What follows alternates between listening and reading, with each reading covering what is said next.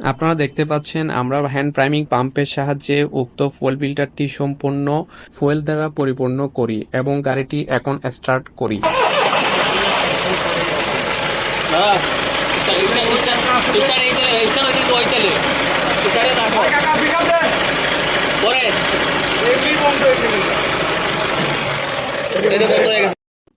ইতিমধ্যে আপনারা দেখেছেন উক্ত গাড়িটি 14 থেকে 15 সেকেন্ডের মধ্যে কিন্তু নিজে নিজে গাড়িটি সম্পূর্ণরূপে অফ হয়ে গিয়েছে। আমাদের উক্ত এক্সপেরিমেন্টের ইকুয়েশনে এসে দাঁড়ালো আমরা প্রাইমিং পাম্প এবং ফুয়েল ফিল্টারের মাঝখানে যদি সিলটা না দিই তাহলে স্টার্ট কোনোভাবে রাখা সম্ভব নয়।